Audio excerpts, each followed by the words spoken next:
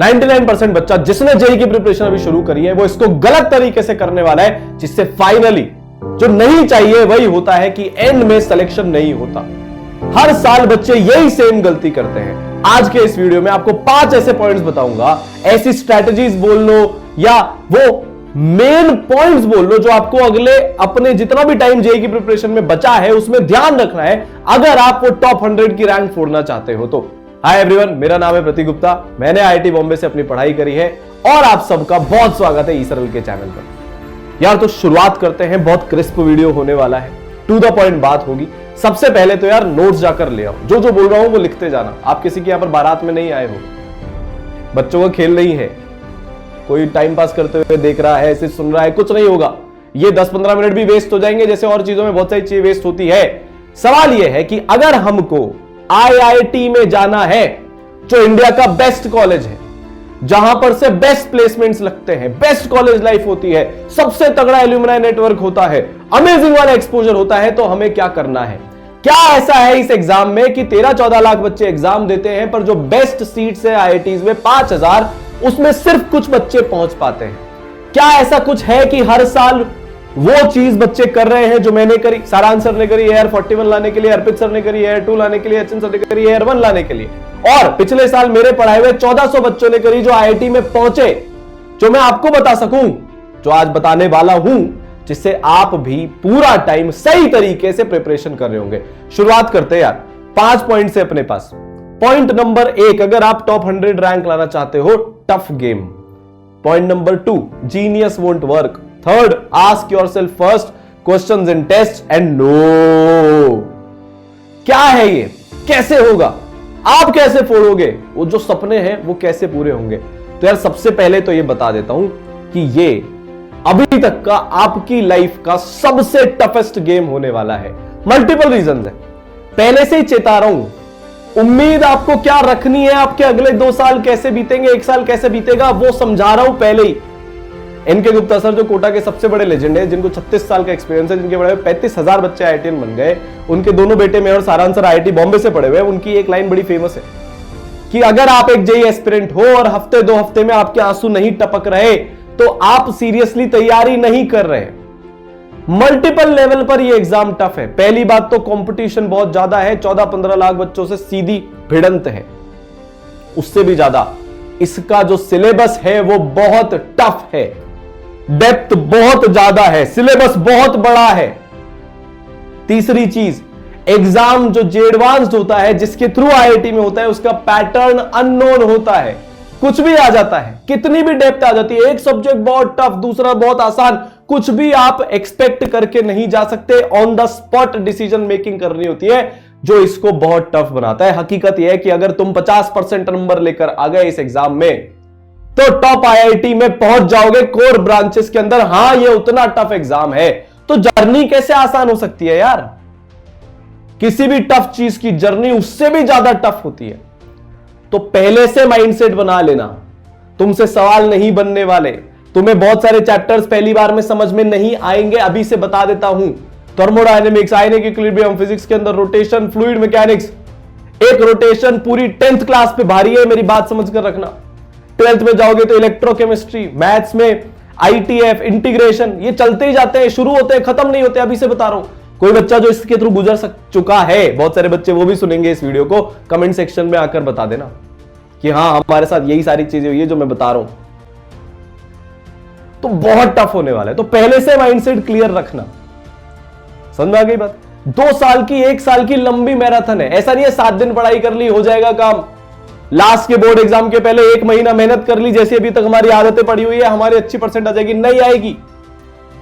लंबी तैयारी करनी पड़ेगी, तो टफ होगा। पेरेंट्स भी सुन रहे हैं, बच्चा 2 साल, बच्ची 2 साल परेशान रहेंगे, बहुत टफनेस आती है। टेस्ट में नंबर ही नहीं आते। अगर आपकी अच्छी कोचिंग है, वो अच्छे लेवल के टेस्ट ले रहे हैं, तो आपके बहुत सारे टेस्ट ऐसे होंगे जिसमें अच्छे नंबर नहीं आएंगे। तीनों में से एक सब्जेक्ट हमेशा कमजोर चलेगा, कोई भी बच्चा हो। मेरा भी चला था, मेरा फिजिक्स कमजोर था, सारांश सर के साथ मैथ्स में तकलीफ होती थी, अर्पित सर के साथ केमिस्ट्री में तकलीफ होती थी। कोई कितना भी रैंक होल्डर हो, कितनी भी परसेंटाइल आ रहा हो, 99.93 इस बार एक बच्चे की आई, कोई जैन उसका नाम है, उस बच्चे को भी एक सब्जेक्ट में बहुत तकलीफ थी, तो हर बच्चे के साथ ही होता है। तो पहला पॉइंट ये यार कि अपने दिमाग में सेट कर लेना, ये प्रेशर क्रिएट करने के लिए नहीं है, एक रियलिटी चेक है कि यार गेम इज टफ, तो हमको भी टफ बनना पड़ेगा, हमारी कंडीशनिंग भी वैसी होनी पड़ेगी। बात सुन मेरी, जब सोल्जर जाते हैं बॉर्डर एरिया में तो वो इस बात को समझकर जाते हैं, उनकी खुद की ट्रेनिंग वो इस हिसाब से करते हैं कि यार टफ कंडीशंस में वो एकदम मचा सकें। तुम्हारे को भी आज वैसे ही प्रिपेयर करने वाला हूं। बात क्लियर हो गई। दूसरा पॉइंट, ये बड़ा ही एक मिसकंसेप्शन है, मिथ है आईआईटी के बारे में, सबसे बड़ा मिथ कि यार बच्चे को जीनियस होना पड़ता है, 10th में बहुत अच्छा कुछ करना पड़ता है, ओलंपियाड का और आईक्यू लेवल इतना नहीं होता भाई। ये सब जीनियस काम ही नहीं करती, टैलेंट डजंट वर्क। हाँ, थोड़ा सा टैलेंट होना चाहिए, पर मैंने इतने सारे बच्चे ऐसे देख लिए बहुत टैलेंटेड, पर वो हार्ड वर्क ही नहीं करते, वो लगातार 2 साल की पढ़ाई नहीं करते, वो हर हफ्ते वो वर्क पुट इन ही नहीं करते, नहीं होता उनका। विराट कोहली जी से बहुत ज्यादा टैलेंटेड बैट्समैन भारत में होंगे, पर विराट कोहली इसलिए है क्योंकि उनसे ज्यादा लंबे टाइम तक हार्ड वर्क करने वाला कोई है ही नहीं। तुम्हारे को भी वैसे ही करना पड़ेगा, अपने जीनियस अपने टैलेंट के भरोसे तुम नहीं बैठ सकते। क्या 99% जिसके बोर्ड में है वो फोड़ेगा, क्या जरूरी है? नहीं। मैंने 99.8 को नॉट सेलेक्टेड होते हुए देखा है और 84 वाले % वाले बच्चे को AR1 लाते हुए देखा है। अभी तक तुमने क्या किया वो बहुत ज्यादा मैटर नहीं करेगा, क्योंकि जर्नी बहुत लंबी है। मैटर ये करेगा क्या तुम अगर 11th में हो तो हर हफ्ते 70-75 घंटे 70-75 आवर्स हर हफ्ते लगातार 52 हफ्तों तक, मतलब पूरे साल तक स्टडी आवर्स पुट इन कर सकते हो क्या?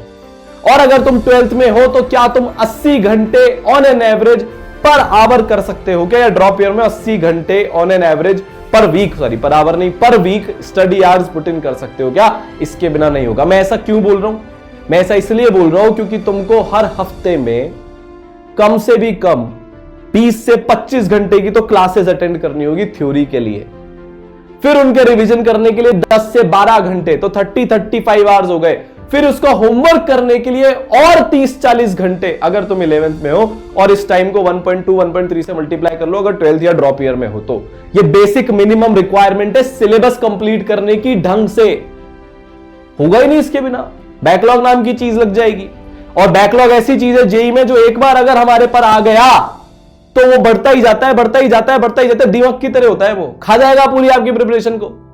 तो डे 1 से क्लैरिटी होनी चाहिए, जीनियस से काम नहीं चलेगा, हार्ड वर्क से, सिस्टमैटिक वर्क से काम चलेगा। आपको हर चीज सही होनी चाहिए, नोट्स कैसे बनाने हैं उसकी एक टेक्निक होती है, वो आपको पता होनी चाहिए। अलग से वीडियो आ जाएगा उसके ऊपर, इसी सरल आपके प्यारे से चैनल पर। आपकी शीट्स प्रॉपर टाइम पर खत्म होनी चाहिए, सारी चीजें, सब कुछ प्रॉपर होना चाहिए। प्रेशर की बात नहीं है, या ये एग्जाम हमारे औकात के बाहर, ये वाली बात नहीं है, पर यार बेसिक्स तो सही रखने पड़ेंगे। अगर मैं एक बैट्समैन हूं तो मेरी टेक्निक तो अच्छी होनी चाहिए, अगर मैं बॉलर हूं तो मेरी बॉलर वाली टेक्निक अच्छी होनी चाहिए, तब जाकर मेरे को रिजल्ट मिलेंगे। आपके साथ यहां पर भी वैसा है, लगातार हार्ड वर्क, हर दिन 10 घंटे पीछे पढ़कर पढ़ना इज द ओनली ऑप्शन। बात समझ में आ गई? दूसरा पॉइंट समझ में आ गया। तीसरा, जो सबसे बड़ी गलती आप अभी तक आपको आदत है ना, कोई भी डाउट आया टीचर से तुरंत हाथ उठाकर पूछ ले, नहीं होगा। पहले वो डाउट खुद से पूछो। अगर तुमसे कोई सवाल सॉल्व नहीं हो रहा, दोस्त का फोन मिला ले, अरे सुन मेरे को ये सवाल नहीं आया बताना, वो बता देगा, उसका तो दिमाग लग गया, वो तो ट्रेन हो गया, वो जीतेगा कंपटीशन में, तुम थोड़ी ना जीतोगे। तो अगर तुमको कभी भी डाउट आ रहा है तो सबसे पहले तो उस क्वेश्चन को या उस टेस्ट में जो तुमसे क्वेश्चन है उसको थैंक यू बोलो। तुम्हारे को उस चीज से समझ में आएगा कि तुमको क्या नहीं आता। बात समझ रहे हो? तो डाउट पूछने का एक सही तरीका होता है, आज इसको लिख कर ले लो। एक बार क्वेश्चन अटेम्प्ट किया, तुमसे अगर नहीं हुआ, एडवांस में तो 50% 60% ही नंबर लाने, 40% तो नहीं होंगे। तो रियल तुम्हारा अगर मॉड्यूल्स अच्छे हैं तो उस मॉड्यूल्स के भी तुमसे 60-70% से ज्यादा क्वेश्चन नहीं होंगे। तो जो क्वेश्चन नहीं हो रहे ना, उसको 20 मिनट 30 मिनट पहली बार में अटेम्प्ट करो, फिर छोड़ दो उस क्वेश्चन को वहीं पर, पीछे से आंसर मत देखना। तुम्हें पता है सबसे ज्यादा बर्बादी किस चीज से होती है? तुम्हें पता है सबसे ज्यादा बच्चों का सिलेक्शन किस चीज से नहीं होता? वो जैसे ही क्वेश्चन करते हैं उनको लगता है मेरा सॉल्व नहीं हो रहा, फटाक से पलटकर पीछे आंसर देख लिया और फिर रिवर्स इंजीनियरिंग कर लिया, अच्छा अच्छा ये आंसर है, ये ऐसे आया था, हाँ हाँ ऐसे आ जाएगा। सॉल्व ही नहीं करते एंड तक। वो जो शीट है ना जिसमें आंसर की लिखी हुई, उसको फाड़ दो। घर पे रहते हो तो मम्मी पापा को दे दो, बाहर रहते हो तो वो दोस्त जो समझता है उसको जाकर दिया हो कि चैप्टर खत्म हो जाएगा उसके बाद ही देना, उसके पहले मत देना। पाप है आंसर देखना बिना पूरा सॉल्व किए हुए, मत देखना यार। क्लियर है? बात समझ में आ रही है क्या? 30 मिनट दिए, छोड़ दिया, उसके बाद नए आइडियाज आने बंद हो जाते हैं। फिर अगले दिन मैं इतने कॉन्फिडेंस के साथ कैसे बोल सकता हूं मैं यही करता था। जिस बच्चे की पिछले साल 184 एडवांस की रैंक आई वो ये करता था, 102 जिसकी रैंक आई वो ये करता था, एयर 41 ऐसे करता था, 1 ऐसे करता था, 2 ऐसे करता था, 3 ऐसे करता था, 7 ऐसे करता था। मेरे सारे दोस्त आईआईटी बॉम्बे के, आईआईटी बॉम्बे में जाते ही सारे टॉपर्स हैं, वेल प्रूवन है। फिर अगले दिन एक बार और अटेम्प्ट करो और उसको 20-25 मिनट दो, फिर भी अगर तुमसे 2-3 बार में ना हो, फिर जाकर उसका textual solution, video solution, doubt counter, जो भी तुम्हारे पास फैसिलिटी है उससे जाकर अपना डाउट सॉल्व करना। अगर पहली बार में नहीं होते से ही तुमने किसी से पूछ लिया तो सामने वाले को तो ऑलरेडी आता है। मान लो ईसरल में आते हो, ब्रह्मोस में या प्रहार में या वॉरियर में, जहां पर भी आ रहे हो, मुझसे पूछो तो मैंने तो यार मॉड्यूल्स इतनी बार सॉल्व किए हुए हैं, किताबें इतनी बार सॉल्व की, मुझे तो आता है। प्रॉब्लम क्या है? प्रॉब्लम स्टेटमेंट क्या है? क्या तुम्हें आता है क्या? तो चैलेंज करो खुद को। एग्जाम में कोई बताने नहीं आएगा। मान लो अगर तुमको पहली बार में कोई क्वेश्चन नहीं आया और तुम्हारी आदत यह है कि पहली बार में नहीं आने पर ही टीचर से पूछ लूंगा या गूगल से पूछ लूंगा, तो एकदम से एग्जाम में कुछ नहीं बदलेगा। चैलेंज करो खुद को कि मुझे ही निकालना है, मुझे ही कॉन्सेप्ट्स को समझना है इस तरीके से कि सवालों में अप्लाई हो पाए। ठीक है, चौथा पॉइंट, यह बात मेरी बहुत ध्यान से सुनना। Maximum JEE aspirant maximum theory पढ़ लेते हैं, किसी किताब से पढ़ लेंगे, लेक्चर से पढ़ लेंगे, क्लास में बैठकर पढ़ लेंगे, और मैक्सिमम जेईई एस्पिरेंट सवाल और टेस्ट नहीं करते क्योंकि उसमें जोर आता है, उसमें दिमाग लगता है, उसमें निराशा आती है क्योंकि ना सवाल बनते हैं ना टेस्ट में नंबर आते हैं। पर वो 5000 बच्चा जो टॉप आईआईटी में पहुंचेगा उसमें से किसी से भी पूछ लेना, उसने भर भर के सवाल किए होंगे। अगर तुमको वर्ल्ड कप जीतना है तो टफ कंडीशंस में बैटिंग बॉलिंग सब करना आना चाहिए। सिर्फ मोबाइल पर गेम खेलकर क्रिकेट वाला वर्ल्ड कप नहीं जीत सकते आप। थ्योरी तो अनिवार्य है, कंपलसरी है, समझकर पढ़ना इज एब्सोल्युटली मैंडेटरी, पर रोज सवाल करना, रोज क्वेश्चन प्रैक्टिस तुम्हें करनी है। 20 क्वेश्चंस पर सब्जेक्ट तुम्हारे रोज होने चाहिए। अब काफी हद तक बच्चा क्वेश्चन भी कर लेता है, सबसे ज्यादा मक्कारी कटती है टेस्ट में। हर टॉपिक का, हर चैप्टर का टॉपिक वाइज टेस्ट दो, जेईई मेंस का, फिर जेईई एडवांस का, फिर हर महीने कंबाइंड सिलेबस का टेस्ट दो। तुम्हें अगर 2 साल की प्रिपरेशन कर रहे हो तो 200 प्लस टेस्ट देने हैं, 1 साल की प्रिपरेशन कर रहे हो तो 130-140 प्लस टेस्ट देने हैं, ये मिनिमम है, तभी होगा। कल गुरुकुल में कुछ बच्चे पूछने आए थे कि सर हमारे को टेस्ट में आती हुई चीजें भी हम भूल जाते हैं। उनको वहीं पर समझाया कि भैया टॉपिक वाइज टेस्ट दे दो, अब वो देंगे, उनका परफॉर्मेंस इंप्रूव होगा, ये पक्का है, इतने सालों से हो रहा है। 8000 बच्चे मेरे पढ़ाए हुए आईआईटीएन बन गए अब तक, हर साल यही होता है। तो तुम मान लोगे तो तुम्हारा भी हो जाएगा। लास्ट पॉइंट, सबसे जरूरी पॉइंट, नो, तुम अपनी प्रिपरेशन को सबसे बुरी चीज पता है क्या दे सकते हो? Distraction, addiction. और इसकी शुरुआत बड़ी कैजुअल तरीके से होती है ना, वो होता है ना कि ट्रोल करने का तरीका बड़ा कैजुअल है, आजकल ट्रेंडिंग चल रहा है, ऐसा कुछ है। कोई भी दोस्त आया, तुम पढ़ रहे हो, चल यार बढ़िया सी अच्छी सी वहां पर वो हरियाली है, चला देखने चलते हैं। भाई साहब मैं तो पढ़ रहा हूं, फिजिक्स लेकर बैठा था अभी, निकल पड़े दोस्त के साथ। अबे मना करना है उसको कि नहीं जा सकता। 10 तक की बात अलग थी, स्कूल लेवल तक की बात अलग थी, अब नहीं जा सकता। पहले मेरे को मेरे आज के 10-12 घंटे मेरा जो टारगेट है वो मेरे को पूरा करना है। चल बढ़िया सी खाने का आइटम है, बड़ा सस्ता है, नया रेस्टोरेंट खुला है, चले गए। बैठे बैठे रील्स पे रील्स, इंस्टाग्राम जैसी चीजों को आज के आज अनइंस्टॉल मार देना। हो सके तो माता पिता से जो भी एप्स तुमको डिस्ट्रैक्ट करती है उस पर लॉक लगा लेना, मना करना पड़ेगा। शॉर्ट्स पे शॉर्ट्स देखे जा रहे हो, आलतू फालतू की वेबसाइट्स में एडिक्ट हो चुके हो, टाइम पास कर रहे हो, दोस्तों के साथ घूम रहे हो, नहीं पढ़ रहे हो। इतना तगड़ा रिग्रेट का बर्डन खड़ा हो जाता है ना 6 महीने बाद, इतना पीछे छूट जाते हैं 6 महीने बाद, फिर बहुत जोर लगता है। इसीलिए डे 1 पर चेताने आया हूं, जो चीज तुमको तुम्हारे गोल से भटका रही है, चाहे वो तुम्हारे सो कॉल्ड फ्रेंड्स हो, फ्रेंड्स थोड़ी ना आस्तीन के सांप है वो तो बेटा, जो चीज तुम्हारे को तुम्हारे गोल से भटका रही है वो तो दुश्मन है, दोस्त के रूप में दुश्मन है, उसको हटाओ। मना करना सीखना पड़ेगा। तुम्हारा स्टडी टाइम चल रहा है, दुनिया की किसी ताकत को परमिशन देनी नहीं है कि वो तुम्हारे उस स्टडी टाइम में तुम्हारे को डिस्ट्रैक्ट कर पाए, तुम्हारे को गोल से हटा पाए। हां, तुम दिन में 12 घंटे पढ़ लिए, रात को करो ना फिर यार, जो तुम्हारी मर्जी करो भाई, तुमने अर्न किया है वो चीज। समझ गए?